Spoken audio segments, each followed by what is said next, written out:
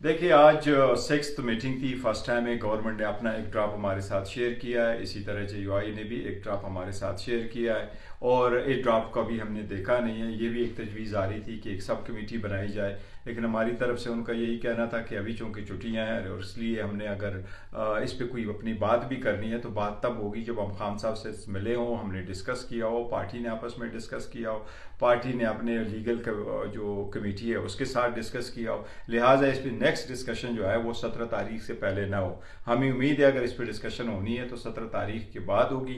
लेकिन एक चीज़ हमने बड़ा कैटेगोरिकली कहा है, जिस तरह मौलाना साहब ने भी उसका जिक्र किया है कि कॉन्स्टिट्यूशनल कोर्ट जिस तरह आप लोग बनाने जा रहे हो ये बिल्कुल गलत है। इसका एक कंसेप्ट आप लोगों ने एक मिसकंसीव किया था बैक इन 2006। उस वक्त की सिचुएशन ऑल टुगेदर डिफरेंट थी।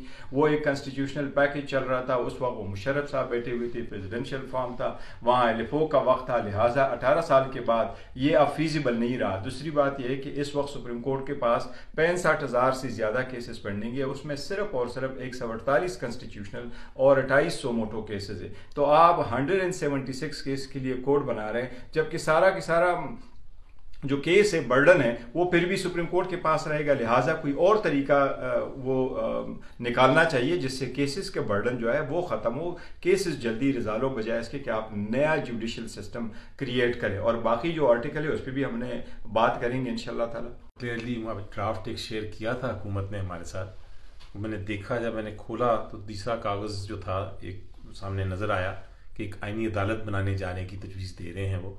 और उस आईनी अदालत की जो पहली शिक है कि वो पहली बार चीफ जस्टिस कौन होगा, उसमें लिखा है कि प्राइम मिनिस्टर साहब अपॉइंट करेंगे चीफ जस्टिस को। और उसके आगे लिखा है कि जो अगले 4 जजेस हैं उनको वो वाला चीफ जस्टिस अपॉइंट करेगा जिसको प्राइम मिनिस्टर साहब ने अपॉइंट किया हो।